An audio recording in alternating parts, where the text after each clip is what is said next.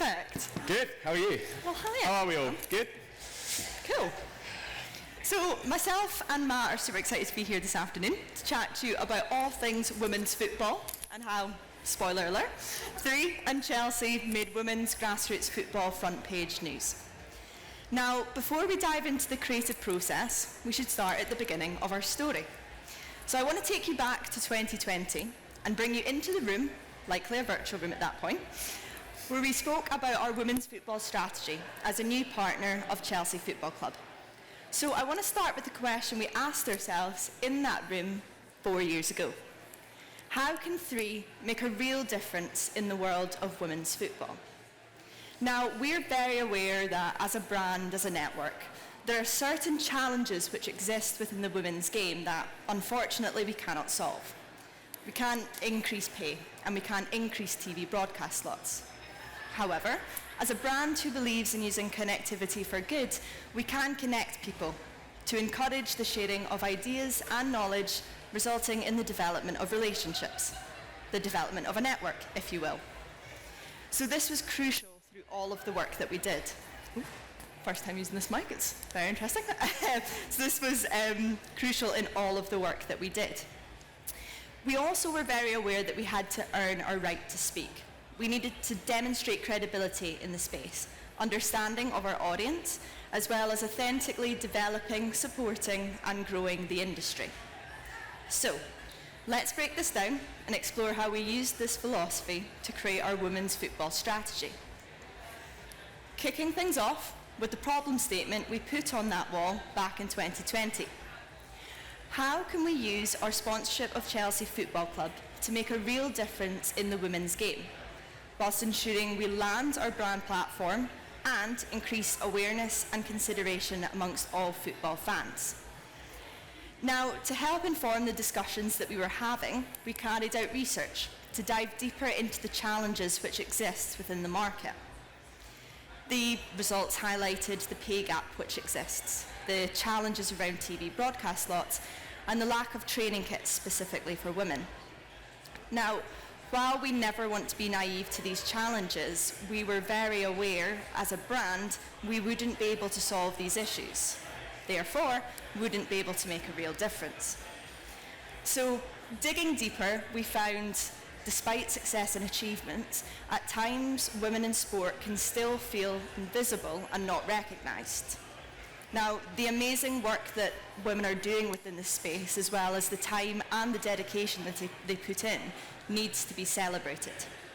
So, we decided we would make a real difference by leveraging the Power of Three's network and sponsorship of Chelsea Football Club to recognise, celebrate and empower women in sport by creating a network of unstoppable women. And from this, the We See Network was born. So, what is the We See Network? Well, it's a campaign that inspires the recognition and celebration of women in sport.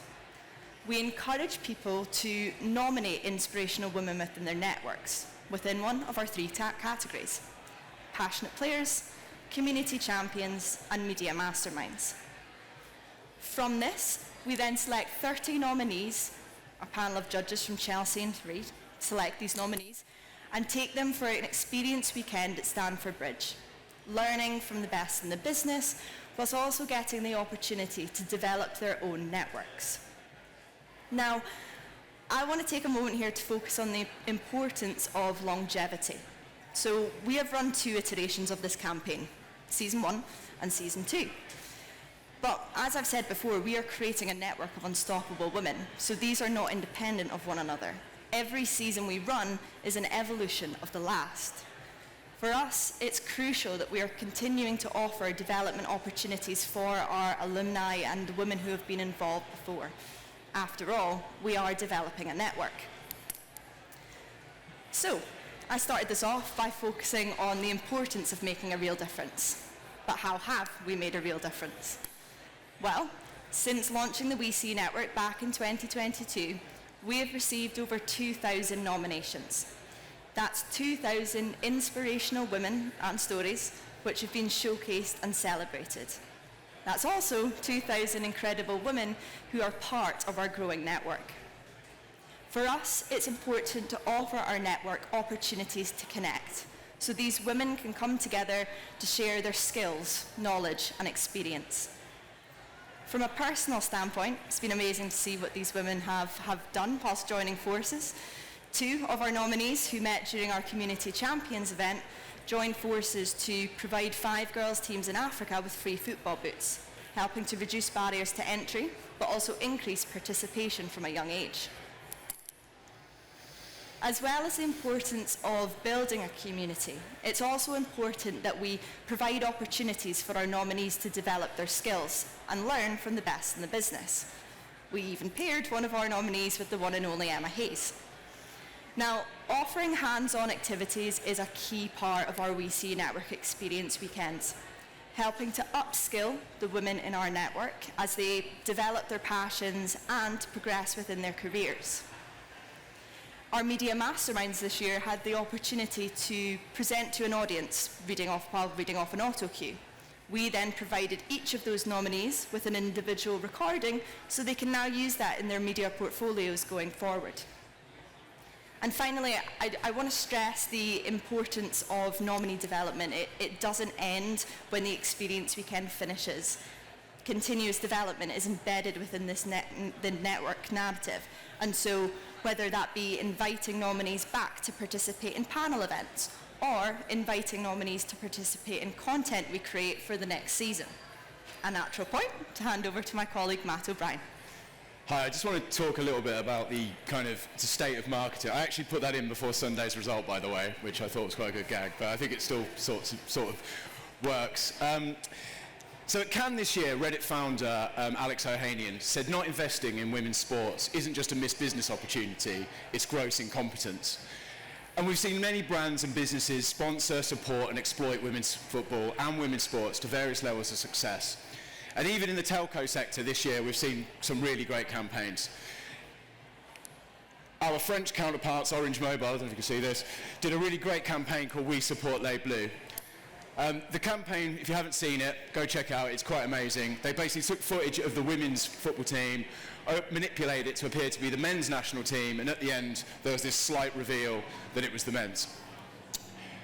Our sisters from Different Misters, EE, had this amazing campaign earlier on the year called Unfinished with England player Ellen White, which is basically an unfinished biography of what would have happened if Ellen had given in to online bullying or outside interference, gave up on her dreams. Her career would have been finished. Now, both of these campaigns went really big at Cannes this year, and although I love this work, it wouldn't be right for what we do with the We See You network. This campaign, a lot of campaigns in the space, use kind of a reveal, a trigger, kind of to basically go, you thought this, and now you should think this in an instant. And that isn't really what we're trying to do at the We See You network. It's a longer burn than this. Now, We See You network is built on passions and actions of real women, unseen women. To use this technique would probably deflate that a little bit. Our job is to find those stories and elevate them. Plus, this sort of technique wouldn't work for us with our brand platform, Life Needs a Big Network, which is all about our network facilitating your network to find a sense of belonging. It's all about community. Our approach is to tell those stories in a real way. And through social listening and real listening, we uncovered insights about how these women really think and feel. They don't want to be compared to the men's game. For them, it's the same game. And as much as there are a lot of problems and a lot of things to change, there's a lot to recognise. And recognition is what's at the heart of the We See You network. And that is our creative trigger and what we used for our launch moment in the second year.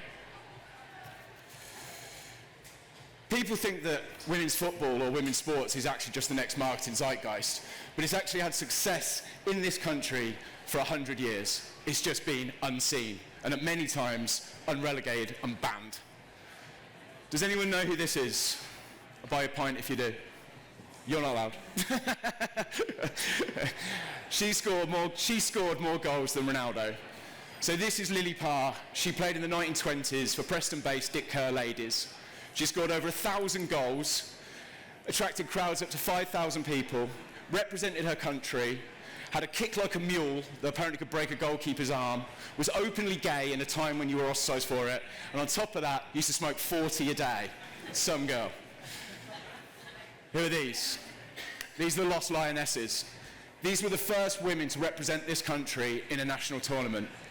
They were unrecognised and unregulated by the FA, and when they returned, their story and what they did got buried. For about 50 years, they remained unseen, until our contemporary lionesses put them back on the news agenda, and then they were in the media all over the place. The point I'm trying to make is the stories are there, past and present, in every community, in every town, in every city across our great nation. We just need to find a way to tell them. So for the second year of the We See You Network, we wanted to create something that was iconic, a launch moment that could immortalise the stories of the Lily Parrs all the way up to the Millibrights and everything in between. And we wanted to do something that felt really authentic and add value, something that would become a time capsule and last the test of time, as well as cut through and launch our new platform. And also make it as iconic as the men's team, who often, as you see in advertising, are heralded as gods. Now, we didn't want to go that far because we wanted the authentic thing to come true, but we thought if we borrow from an art form that is timeless, like painting or whatever, it'll be something that could stand the test of time. So after much deliberation and much discussion, we ended up on poetry.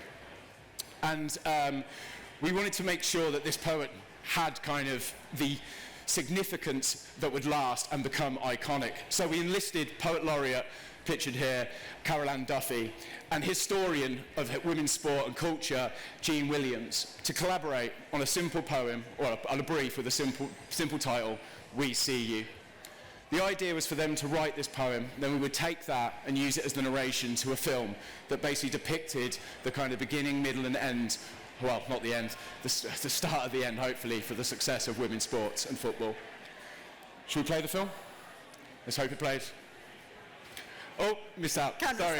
Before we go to the film, the poem itself actually became front page news of The Guardian. It also got around 50 pieces of national coverage, just for that simple poem, which you will hear in a second when we play the film. Seamless.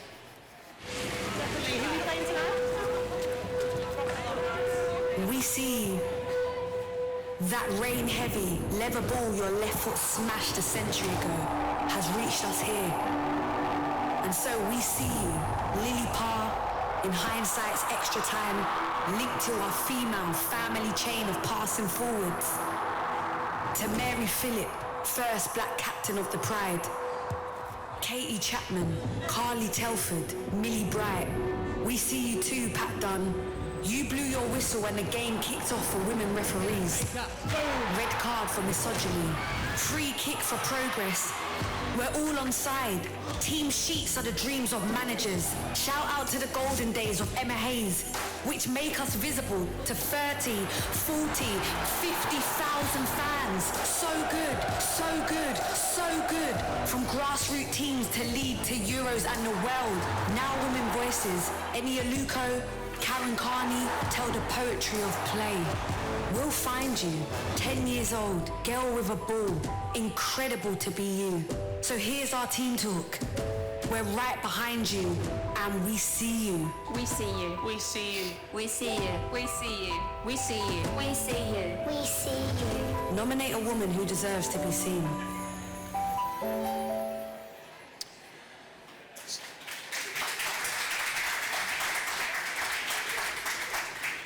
Thanks. I would say a campaign like that is a massive collaborative effort from Nicole's sponsorship team at 3, our in-house PR agency, and our external PR agency, Mischief, if there's anyone here. They are fabulous and we work really well with them. And the in-house agency at 3 that I oversee, which operates a very unique and successful hybrid model, but that's a different talk for a different day. Also, I must say that, this isn't a talk about a poem and a film that basically changed women's game.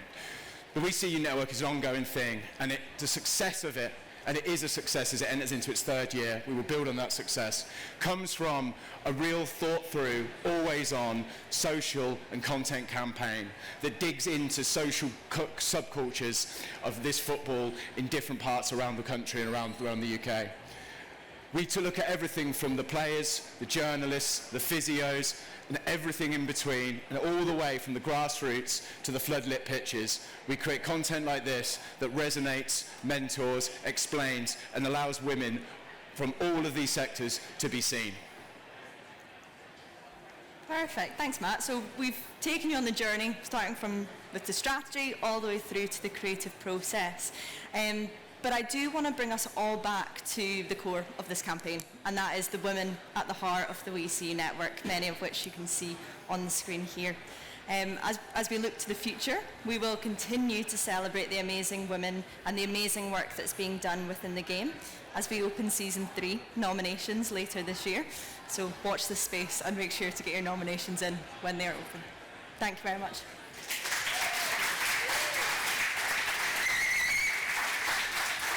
Thank you both.